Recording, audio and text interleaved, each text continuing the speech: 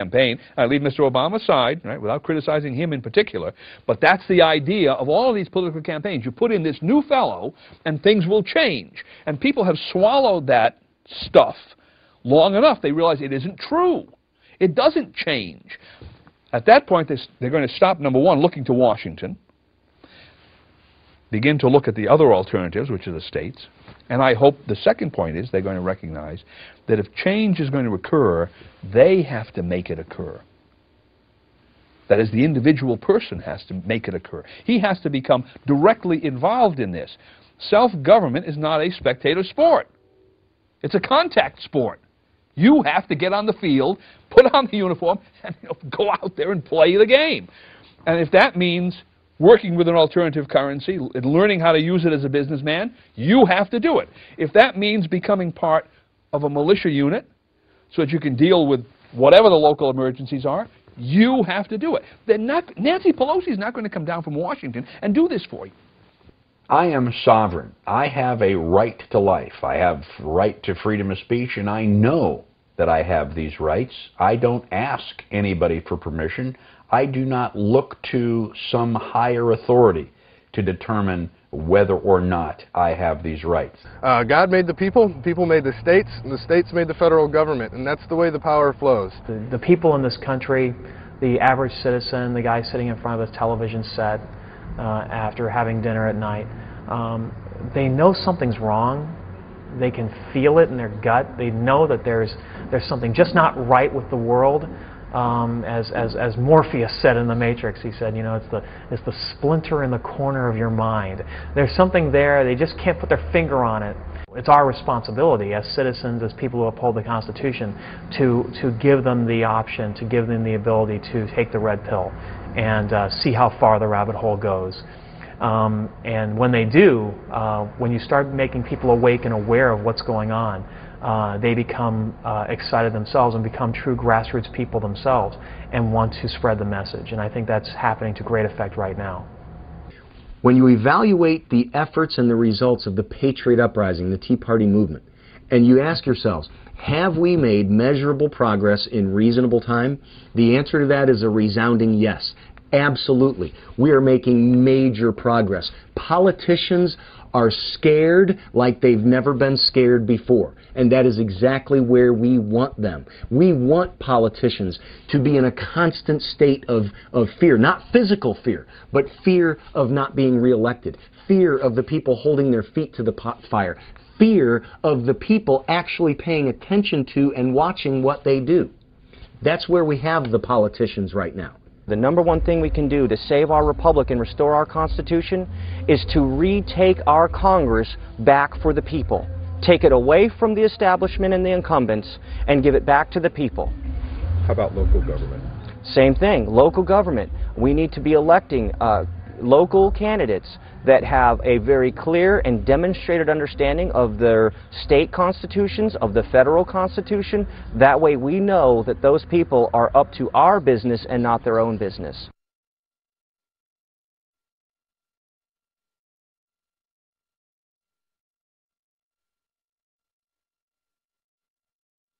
But guess what? This is a government of the people. As Tea Party protesters converged on the Capitol in Washington, D.C., stretching for several blocks from the West Lawn, hundreds of Rhode Islanders came out to the State House for a solidarity rally of their own.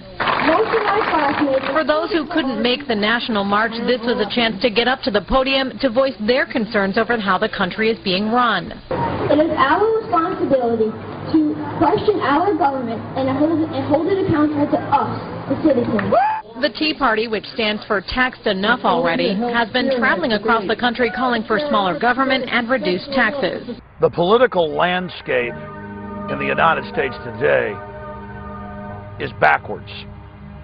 You have the federal government declaring that it is the supreme arbiter of everything that happens in the 50 states and that it removes the tax money from the states and then returns a small portion of it with strings attached. But if you study the Constitution, the Bill of Rights, how our nation is supposed to operate, you have this confederation of states that combine together to make decisions of national defense and monetary policy in the Congress. Instead, today, we have a private offshore banking cartel that seized control of the federal government and then used the federal government as a slave to carry out its unconstitutional aims upon the states. This is clearly in the 10th and 9th Amendment, that all the powers not expressly delegated to the federal government are reserved to the states or the people. If we'll continue to support our sheriffs as they support us in defending us against tyrants from Washington, D.C., we can take our country back. It's taken courage to stand and keep your oath. Sheriffs, you took an oath to uphold and defend and obey the United States Constitution. When it matters most is now. Politicians listen to one of two things: votes and money. And obviously people who are involved in this movement that are not a vested special interest and people that are, moneyed interests don't have a lot of money to buy off politicians. So what we've got to do is we've got to organize our vote. I've been working on multiple projects to do this, but at the end of the day, what we've got to do is we've got to educate people, get them awake and aware and informed. Equating lawfulness and morality can be very dangerous. So I guess the time when you have to defend yourself from the government is when the law becomes lawless. So what we're doing in Missouri is we're drawing the line in the sand, and we're saying this is our territory, that is your territory. The Constitution says that this is our right, and unless we take back what was already given to us, we're not going to get any respect from them. So be encouraged, be motivated, be engaged, and just have a part of this, because 30 years from now, somebody's going to ask you what you did during the Patriot Uprising. They're going to ask you what you did during the years of 2010, 11, and 12, and it's my prayer that you'll be able to say that you were right in the middle of it and that you had a piece of this fight. The question is, where should the American people draw their line in the sand? First of all, as a Texan, I would like to point out this is a reference to the Alamo. Colonel William Travis recognized that the outcome was hopeless, and he told the men at the Alamo that he could not, in good conscience, order them to stay and fight. And so he formally dismissed everybody and told them they were now free to leave. They no longer had any responsibility to stay and fight. But he took his saber and drew a line in the sand. And he indicated that regardless of what they did, he, William Travis, was going to stay at the Alamo and, even if necessary, single-handedly defend the fort. The line in the sand has come to be your final straw, the last outcome. Much like survival, individual survival, that is a personal issue.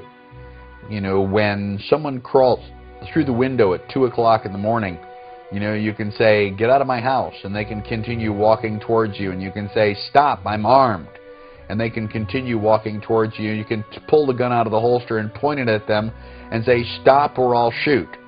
And if the person continues towards you, at some point in time, you have to decide whether or not to pull the trigger. You know, whether that is actually necessary for you to save your own life.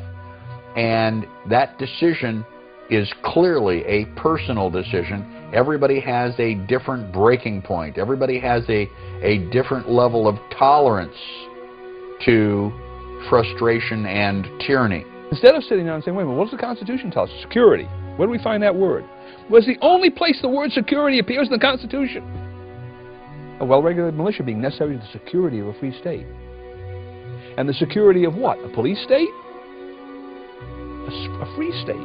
And the only other place where a word related to security is used is the word secure in the preamble, to secure the blessings of liberty to ourselves and our posterity. So if you think that through, if you looked at the book of instructions, if you had the brain of a kindergarten student in terms of constitutional law, you'd look at this and say, aha, whatever kind of homeland security operation we want, its goal has got to be a free state and the blessings of liberty to our people. Oh, and by the way, the Constitution tells us what that is. It's called the well-regulated militia, and the reason we can be secure in knowing that the well-regulated militia will secure the security of a free state and the blessings of liberty is because it is composed of whom? The people themselves. Not an elite armed force, not a group of politicians, the people themselves. Now, I just did that in how long? 20 seconds? You didn't have to go to Harvard for 3 years of law school to figure that out. All right? It's right there on the face of the document. It is my belief that liberty will be restored, that we will reestablish our constitutional republic in this country. And I sincerely hope that enough people have crossed that personal line in the sand where they will join forces with the rest of us so that a small number of us are not required to use force and use of arms. By order of the City of Pittsburgh Chief Police, I hereby